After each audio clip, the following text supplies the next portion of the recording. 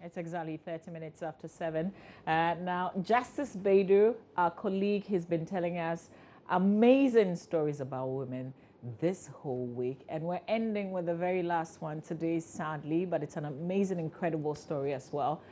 Justice Baidu tells the story of Kayaye girls who want to empower themselves economically by learning to weave smoke. Now, when we return in studio, Mr. Amos Kevin Anan, he's our favorite life coach. He's here with us today. We're changing the subject a little bit. We're talking women because this whole week has been about women. Hopefully, Roland will not turn diabolical on this one, but we've got a great women conversation to have here this morning. But first, let's tell this story about some Kayaye girls who are learning a new skill.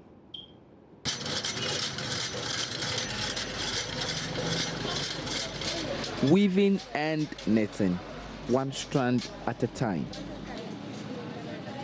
Meet the girls shunning Kayaye for a new life making clothes. I'm on the outskirts of Tamale in a largely Muslim suburb. Najat Abdul Razak started this center 5 years ago, hoping to bring back girls who had gone into Kayaye home. I want to give the girls a skill. With those skills, when she gets married, they won't depend on their husbands. If their husbands don't give them money, they become a burden, so the men abuse them. With this, they can be self-sufficient. Many of these girls have come here as their last resort. Some escaped years of abuse doing Kayaye, others told by family members to get married against their will.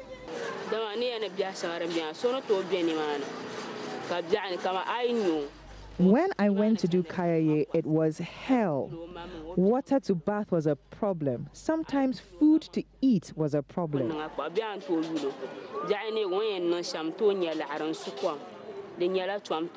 You can go to the market and walk the whole day and not get anything.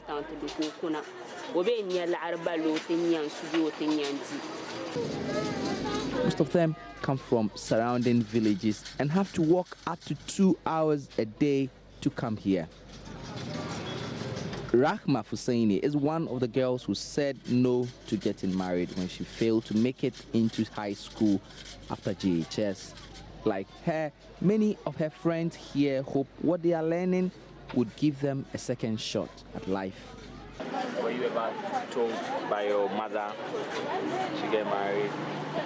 Yes, I've been told by my mother, but I refused. I came out from school without getting the fees to pay. We decided he began to tell me that I should look for a certain man who can take care of me and get married. But I refused.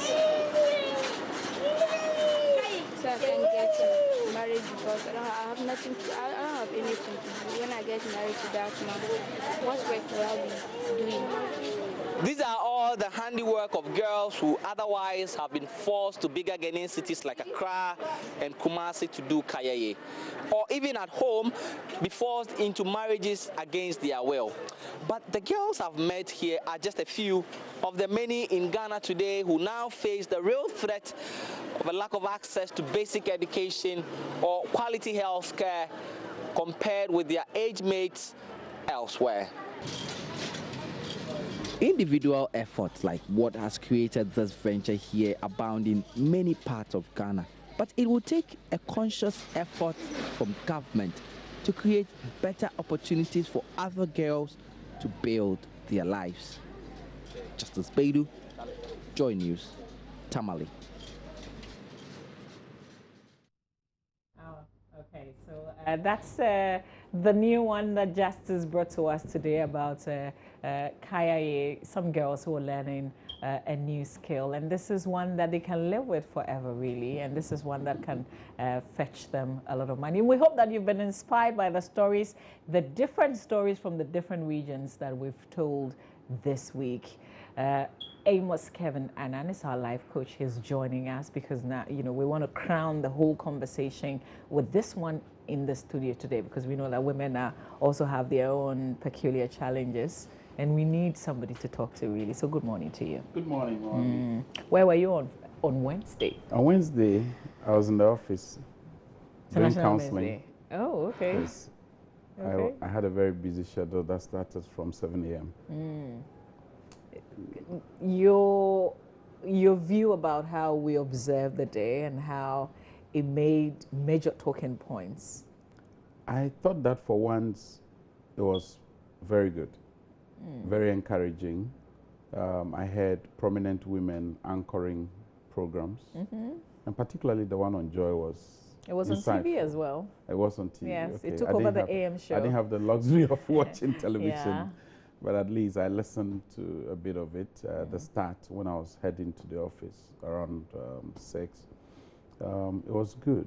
And then the caliber of women selected to do the discussions and the area of interest of each person was a good example for the younger crop of ladies who are coming to be inspired and to also know that there may be challenges and hurdles on the way, but others have been able to brave their way through. Yeah. And if they did, they are not exceptional. You could also do same. And for me, that was great. I think the second lady did a good job. Samira I Baumia. mean, I was following up on Kojo Yankson and the commentary he gave thereafter that he was going to lose his job Yeah. the next day. And I thought that's good. If we can get more of these women highlighting the positive side of womanhood and affirming the dignity of a career woman who can keep a balanced life.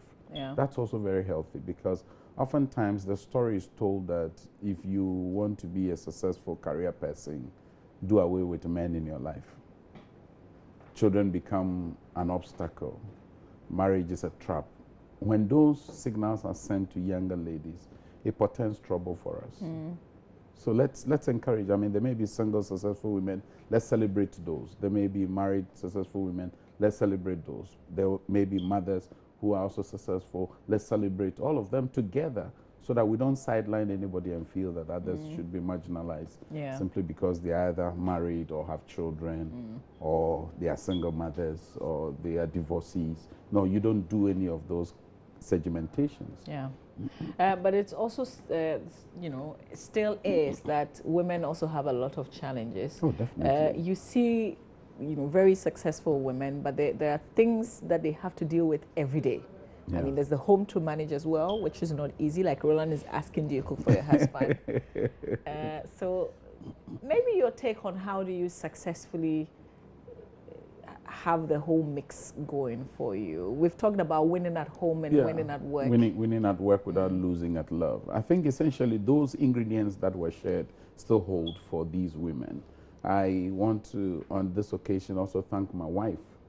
Given the shadows and the hats, different hats I wear, if I didn't have a wife who was considerate, who was willing to do some sacrificial service for the family, I could not be here that early in the morning. That's the first thing to see. I would have to drive my girls to school, and she opted to do that. And this morning, actually, ironed my shirt for me in addition. And it takes a woman who is considerate, who has created balance for themselves, balance emotionally, psychologically, physically, and all the other components of life to be able to play that role. So we want to celebrate those women as well. We need to acknowledge the service that women are offering. Otherwise, they become disenchanted that the things that they're doing to help us, especially the males, You because don't see it. it would take a man who is stable to celebrate a woman. A man who is fretful, a man who is, you know, diabolical, cannot celebrate a woman. And there's a need for men to take a step back and say, our women folk are doing very well.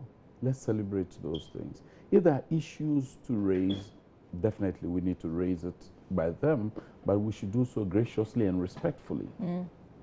You don't use cynicism and sarcasm to address an issue that you think a woman may have. But I've worked with some fantastic women leaders who have been great managers in my life and have impacted me in many different ways. But in most of the instances, just like you mentioned, issues about procreation is second a priority. And then if you have to make a choice about family, etc., it's also a non-issue at all. At what point would you say they need to make, let's say, women, if they want to have a well-purposeful career and set those career goals, they also need to incorporate that? At what age do they do that? At what point in the beginning of their career do they do that?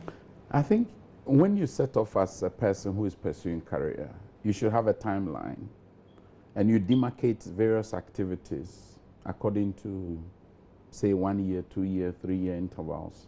And you know that at this point, I'm starting work. And starting work, I may have to go back to school, or I may have to build a family, or I may have to just concentrate on the work and get to a certain level before I consider marriage. For others, relationship is out. For some, it is part of it. Now, it may differ from woman to woman, because you cannot give one broad brush painting and think it will fit all women. Now, the other thing also will be this, that are there distractions that will come your way? What are the potential distractions that will come your way? If marriage is going to be a distraction, don't pursue marriage. Unfortunately, living as a single woman in a married setting can be very disturbing.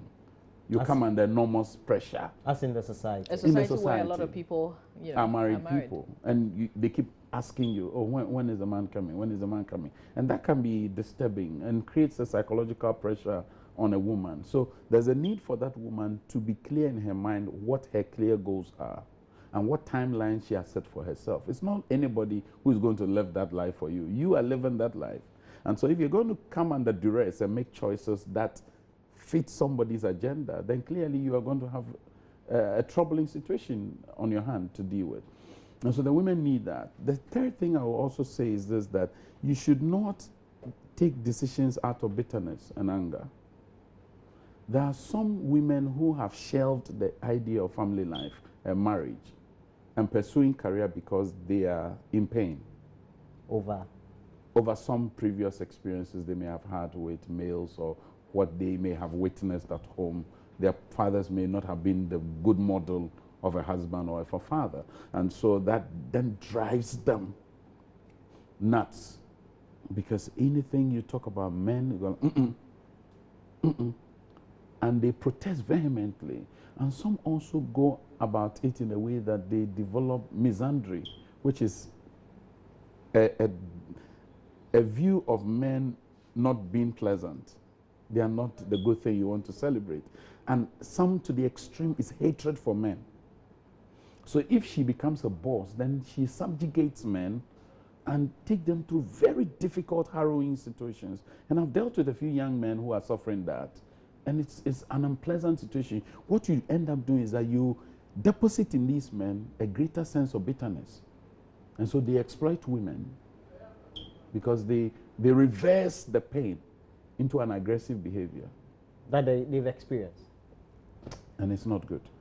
So definitely they would have their hands full if they choose to marry, if they choose to make children or have children, or if they adopt. Some choose not to have children, they adopt. And it's difficult. Sometimes your husband may not support you. But do you agree that for all these women who have to think about different career goals and choices and how they have to climb a certain ladder to achieve what a male will achieve ordinarily, they have to do almost a double of that.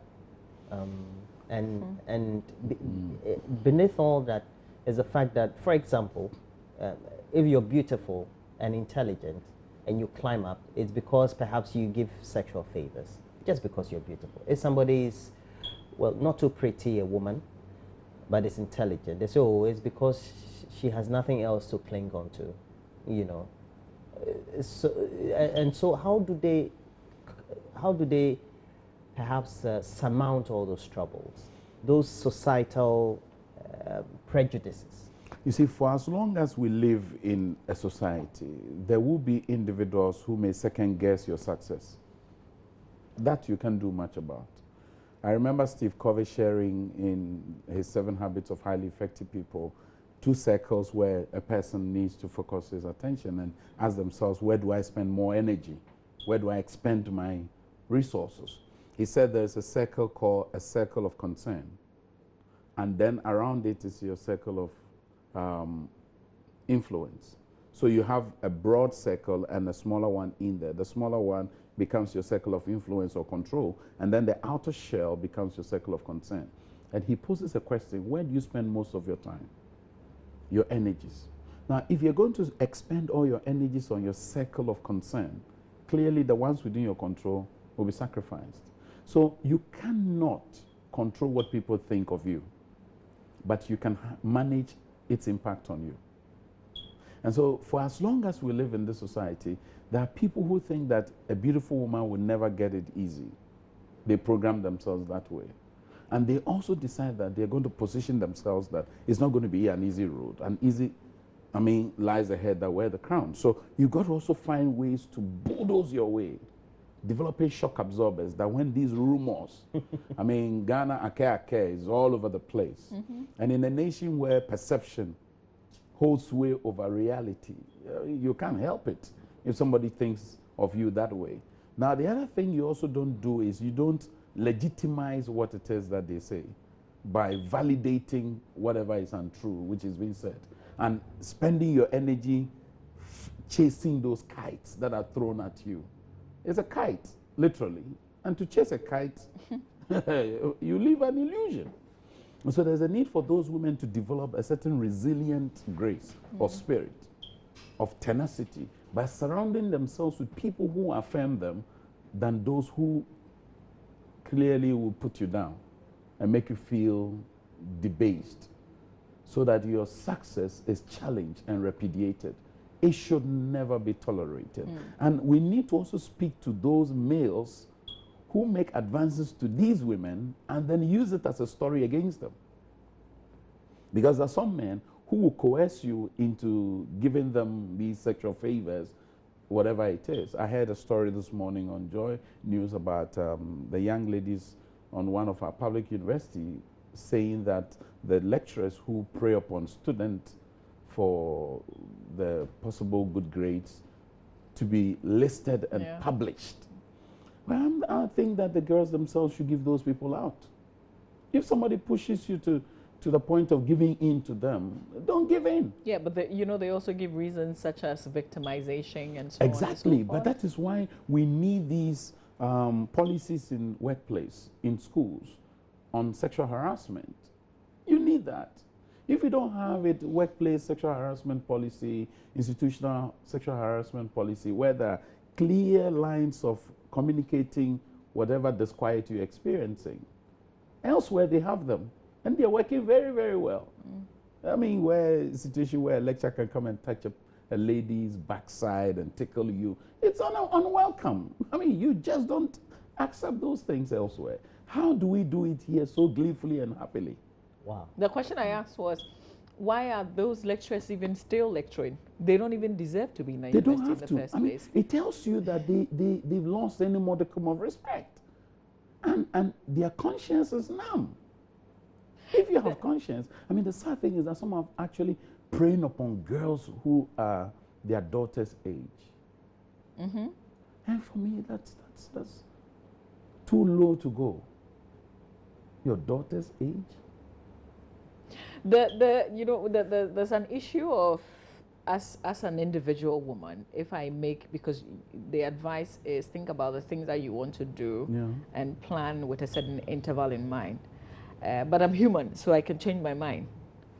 So after I've said to myself that I want to pursue my career, I want to go to school, at some point, can I change those priorities? And couldn't it be too late for some of the things that I would have loved to do at some point. One of the things we should always tell ourselves is that there's never a time called too late. Once there's life, many endeavors of life can be pursued still. It's never too late to get married? It's never too late to get married. It's never too late to start having children? It's never too late to have children. I mean, I've read stories of 60-year-old women getting a child. Sure. How's that happening? They are not exceptionally any gifted people than you are.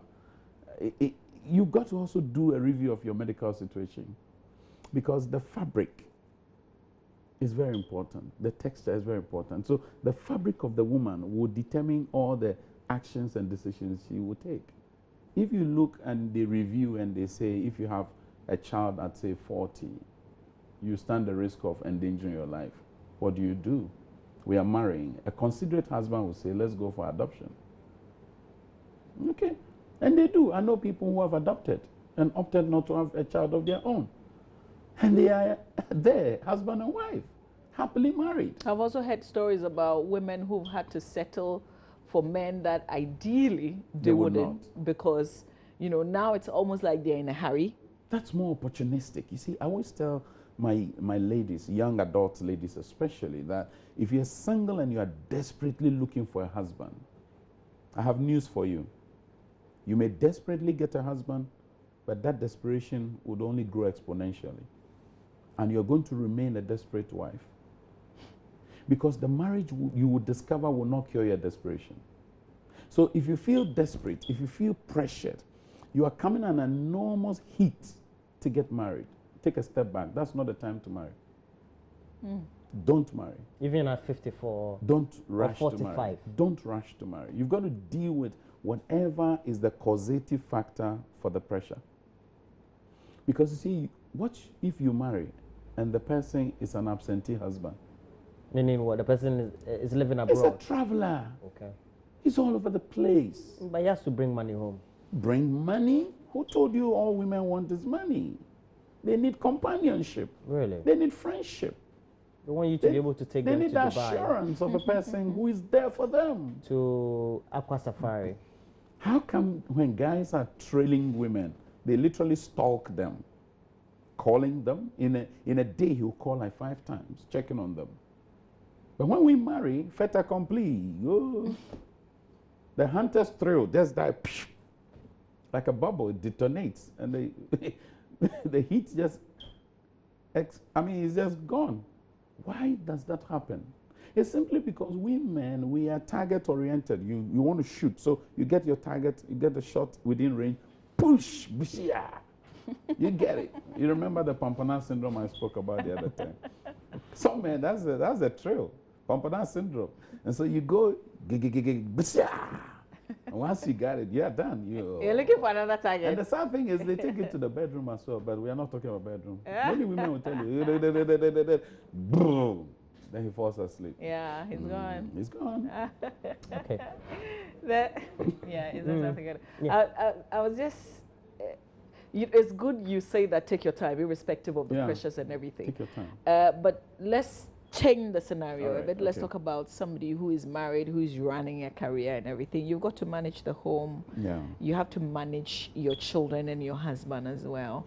Some men don't quite understand that you have too many things on the plates, and so they've got to be a lot more supportive.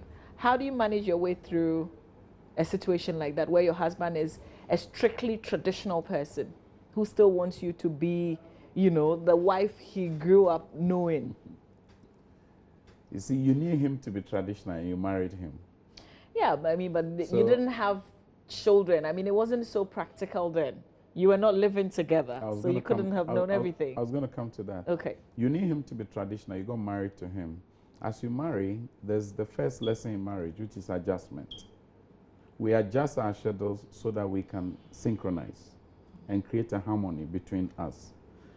To avoid intense friction, you need to find creative ways of greasing your schedules so they run seamlessly and smoothly. Otherwise, you are always going to have conflict. Is it advisable to leave your job because it's considered busy? So if you're working in the bank, if you're waking up very early, crazy hours to go and host a show, is it advisable to say that, okay, I'm leaving my job because it's conflicting with the home? A lot of women have had to take those difficult decisions. Unfortunately, some have regretted, because the reciprocal gesture of the man taking the responsibility he had promised to take was reneged upon. And so I am very cautious when I'm giving those blanket suggestions, because for every woman, they have to review their personal situation. Others did that, and they've had to go back to work, because what they expected the husband was going to do, he had reneged on. And it's painful to come to that realization that, okay, I can't leave him. We want to manage the situation, but I won't stay home either. So what do? We opt for somebody to cater for the children. So they get a nanny to handle the children. And then the woman goes back to her pursuit. Now, as a woman, she's not supposed to sacrifice her dreams and goals simply because she's married. She and the husband need to create a harmony between their goals. They are not mutually exclusive, because the two have become one flesh. If it is indeed we want to pursue that one flesh objective, then there's a need for the wife and the husband to look at their schedules, to look at their dreams and aspirations, and create a harmony. Otherwise, that alone can drive a dagger between them. Mm. And for some of the men, they feel threatened. Mm. And that's why I said we need a stable man around these career women. Because if you have a man who is unstable, who is very picky, so sensitive, overbearing, you are clearly going like to a man who is sensitive. Oh man, and every emotional. Little thing, emotionally unstable. Oh gosh. Derek calls some. And then suspicious also. Yeah. Okay. Suspicion is rife. The woman is having to stay a bit late, and the husband is just going bonkers. Why should that happen? But when the man is staying late, nobody raises a whimper. You know, those kinds of situations of disequilibrium can create a lot of problem for our career women. I'm not surprised many of them are scared of getting married. I'm not surprised many of them are scared of getting children, because when the child comes, they become more like the responsibility of the woman. Mm. And the man barely thinks that he's a go-getter. He's just to bring in. No. She also needs you to be there. But getting the thing into is good, though. Getting what thing? The resources. What is the value of going to get it when you can't get your wife and your family to celebrate with you? I get a sense that sometimes some of the men think about the children more than the wife. So it's about how I can make things a lot more easier for the children. How do I get a lot more money, save more money, you know, maybe get them a house when they're old enough so they don't go through the hassles that I went through. So at a point you forget that there's a wife. Definitely. I mean, it's just like some of the men will cry that the women are using the children as a smokescreen so that she shells herself. Everybody can find a reasonable excuse, if there's one, and justify saying. But the question I have is, are we in partnership? Mm. If we're in partnership, how can we work together to achieve our ends?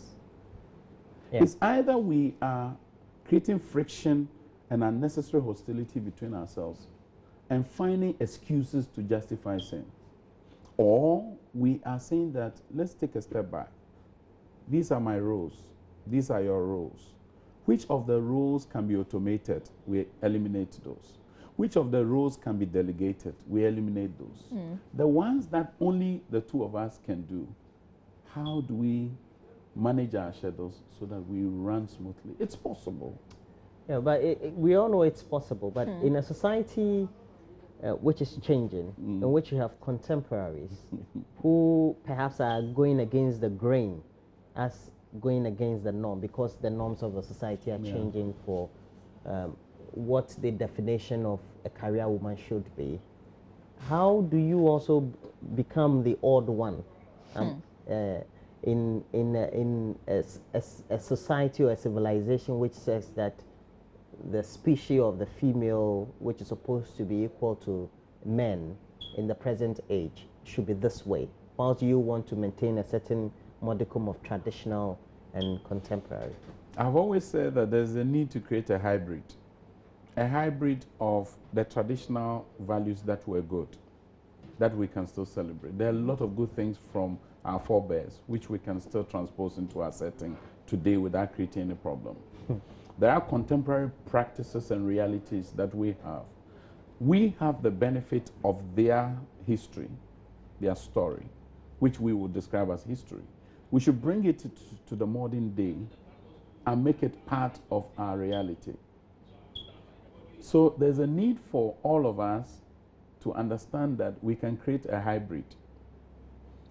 Oftentimes, those in the farming area, poultry, they will tell you when you create a hybrid, you notice that the hybrid has all the good side of this and the good side of that, because they carefully do the hybridization. Now, we also can do same in our lives. But if you choose to marry your wife or your husband as your parents did, then you are dead on arrival. That one, I can say it without equivocation. There's a need for us to create a new husband for ourselves within our context, because our realities will differ from our friends. And so even though they can inspire you in certain areas, they won't be the absolute template for what you roll out in your marital union. If you do, you are in big trouble. Let me share an observation.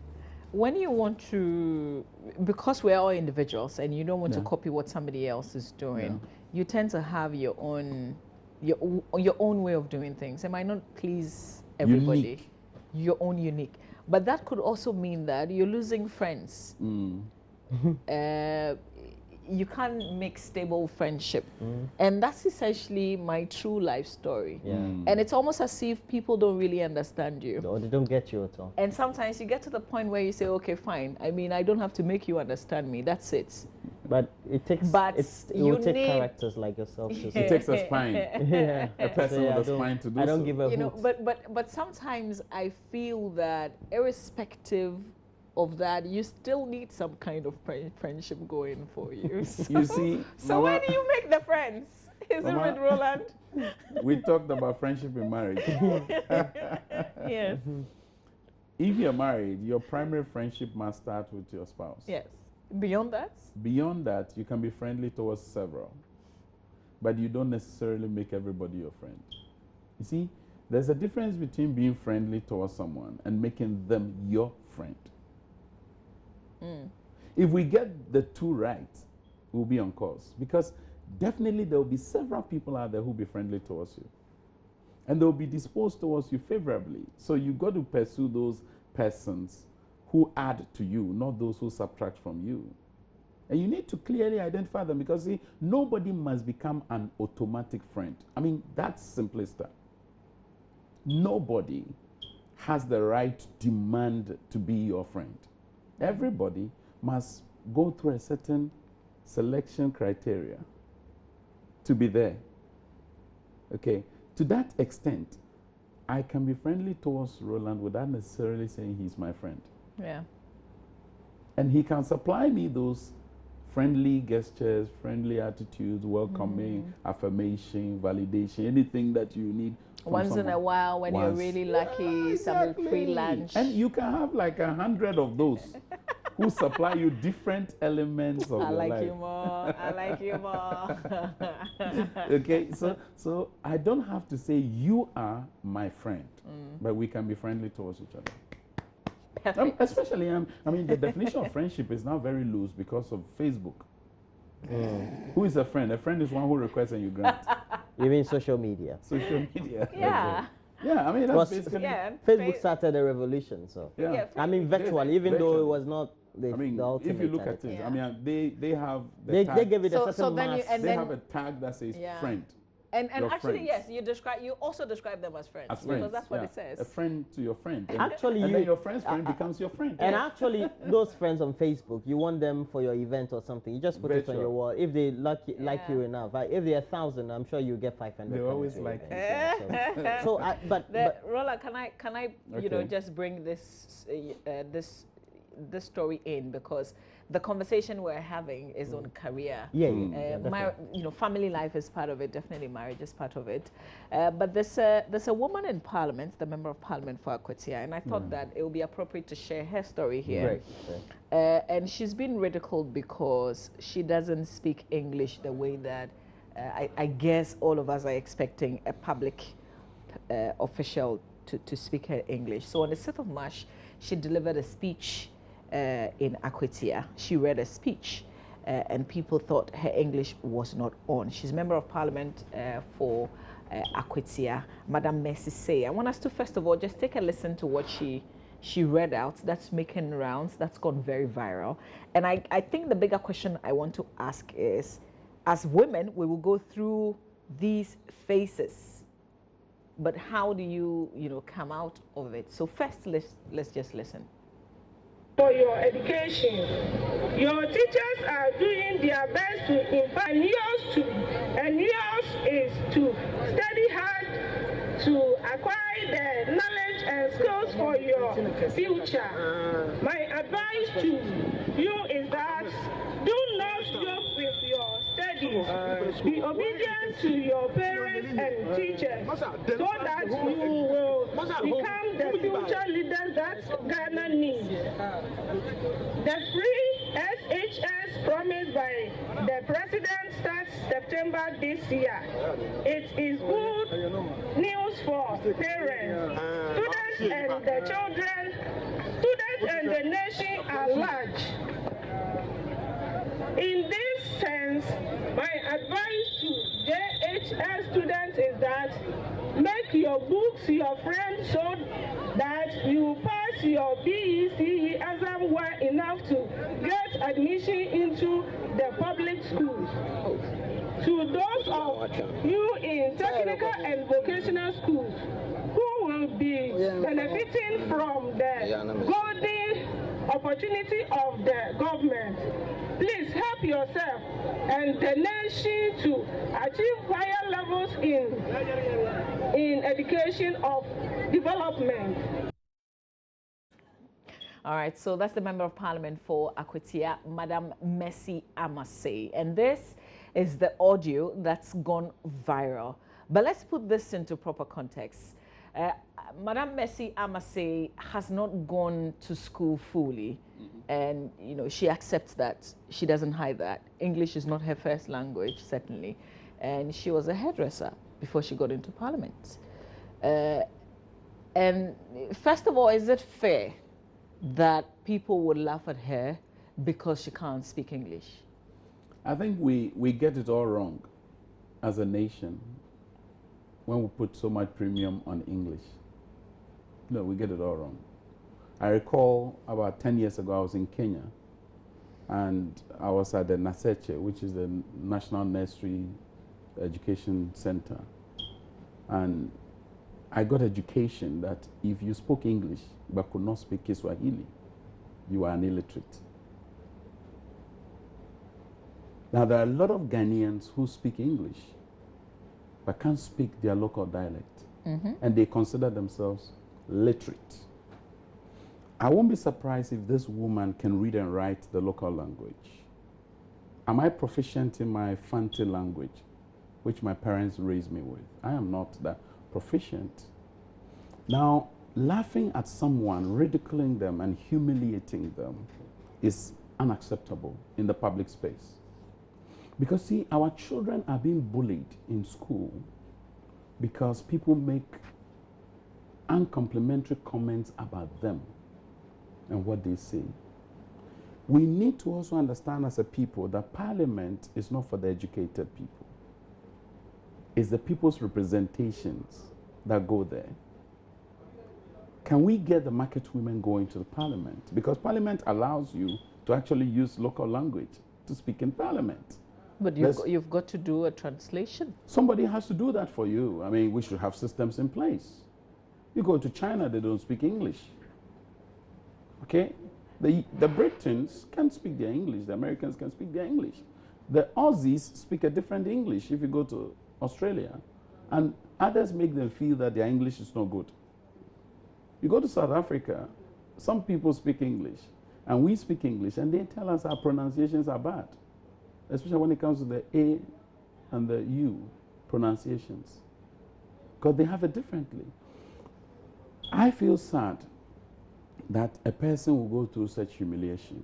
It's a gaffe, fantastic. We can raise it. There was a gaffe. But we've had professors, we've had lawyers, we've had pharmacists, we have engineers make terrible gaffes in public, and they go without mention. If we take on her because she's a woman, it will be very unfair. It will be one of the stereotyping. And I get the sense that, you know, we're picking on her because she's a woman. You see, and that's what... Because there are people who haven't said that in Parliament. Exactly. Yeah. I would stand up for the woman. I want us to just... For being... But you're a counselor, No. You know why? Roland, The reason being that, I heard about her story and how she managed to get into Parliament. She competed with a person who is a lawyer, isn't it? Yeah. And He's passed now. May his soul rest in peace, sadly. He was involved in an accident. Yeah. No, the opposing... Well, the fight was within her party. Her party, before, she won that. And then yeah. the person she stood against... Baba Jamal. Baba Jamal, who was a minister of state. And this woman won. And I hear she's a hairdresser. For me, she has a story we need to package and use as a good example to inspire hairdressers. Because oftentimes they're on the fringes, they feel marginalized, they feel that they are not part of the class. Yeah. If we continue this cycle, we'll build a class society and we'll marginalize even more individuals. So why don't we hear what she had to say to me when I got the opportunity to spend just a few minutes with her. Here's our conversation. The Honorable Mercy Amase is our guest on the AM show. A few things that we want to find out from her, but first of all, welcome to our show. Thank you. So how are you doing in Parliament? You are a new parliamentarian from the Salon to the Law House. How are you faring? Oh, I'm doing well. I'm feeling very well. Okay. Who's taking care of your salon as you are in Parliament? I have members there in my salon. Okay, I'm just looking at a time where you can call a few members together and try and fix their hair. But what committees are you on in Parliament? House Committee and Social Welfare and Employment. Let's talk about the speech you delivered on the 6th of March and how people are receiving it, basically ridiculing the statement that you made. How do you feel about that? I'm very sad that people are laughing at me. But I'm proud of myself. If you had the opportunity, would you change anything about either yourself or the speech that you made? Oh, me as a Safi, I will not change anything. Okay. When would we see you actively participating on the floor of Parliament? April. By April, I will flow. Okay, so thank you very much for talking to us. And I guess it's appropriate to say that all women in Ghana are proud of you, especially in the period that we're in celebrating International Women's Day. Thank you. Okay, and my conversation was particularly because, you know, this week we've been talking International Women's Day, we've been talking celebrating women, and I thought that, you know, her side of the story needed to be told. But can I also say that this is her official, this is the first English interview that she's ever granted as member And only of Mama Parliament. can get that Yeah, only me, man. And she's taken some adult classes. You see, She's taking some adult classes. I was going to come to that one. So she's doing like 2 hours every day. And that's why she's giving us the April, deadline that she's going to flow. Yes. I'm very happy to hear that. It's heartwarming.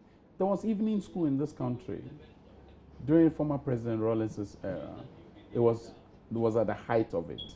A lot of people were going through night school. Churches were running night school for people to get proficiency. You mean adult literacy classes? Adult literacy classes. Now, if we can, Parliament can actually help her as an institution, because she represents your image as well. Her party, the current government, has a responsibility to help her rise up. And she can do it. I've read stories of people who never stepped in the classroom, but today are proficient in the English language, since they have to convey information or create understanding in others using English. I can see that this woman will go to Denchembo and she'll be hailed.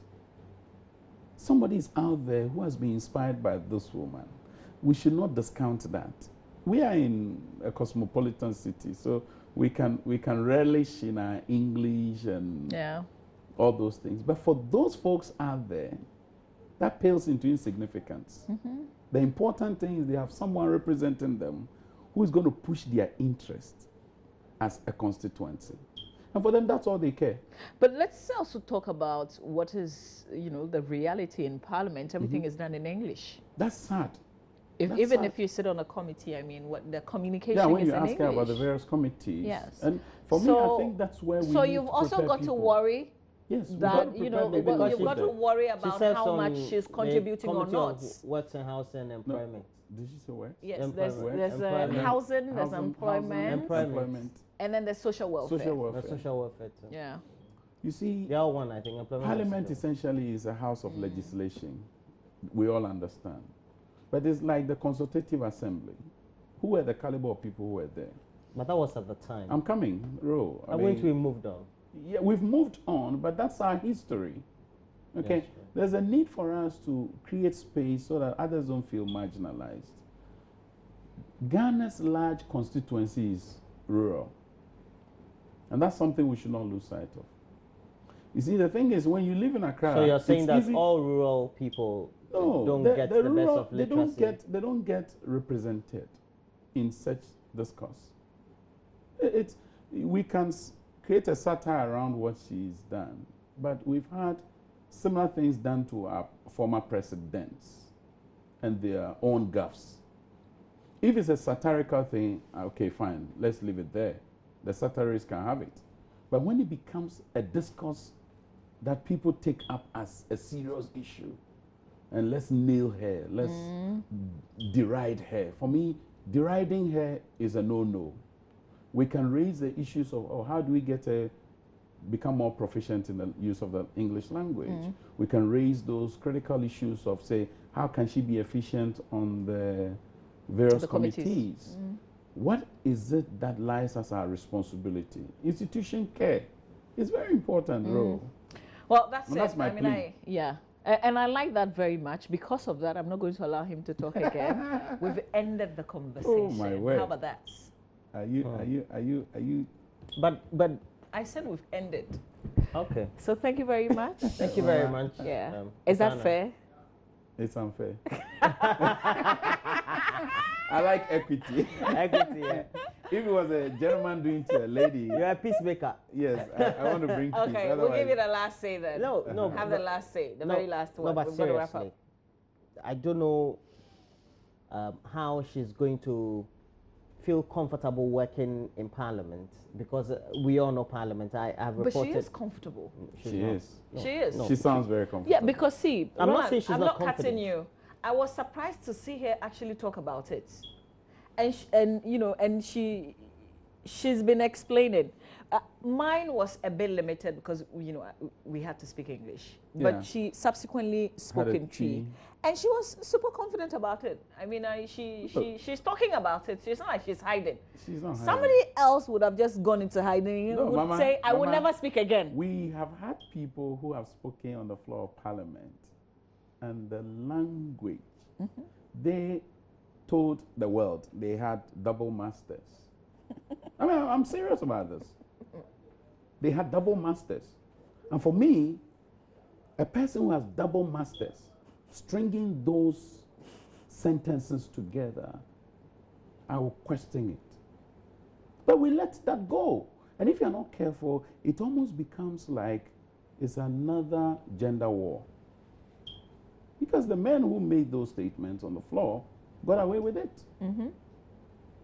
Of course, this was not made on the floor. It was in celebration of our independence. But can you imagine? Look at even the context. Independence. We've had an effective gentleman in Kwame Nkrumah's era called D.C. Kwachi. People have made statements about him in the past. When we were growing up, we heard about D.C. Kwachi and all that. But the man delivered. He did what he has to do. So the woman may not be heavily a literate person. We can bring her up just like anybody down the ladder. Why are 55-year-old women now seeking to go to primary school? This can be an incentive for those women. And equally, there are some men out there. And so for me, I celebrate her efforts. But I also think that her party has a responsibility. Parliament has a responsibility. We as a nation have a responsibility towards such people. Let's bring them up. They will inspire the hairdressers, the dressmakers, and all the kinds of people down there. Yeah. Do you still have something else to say? No, I don't. Okay. I've taken it out of.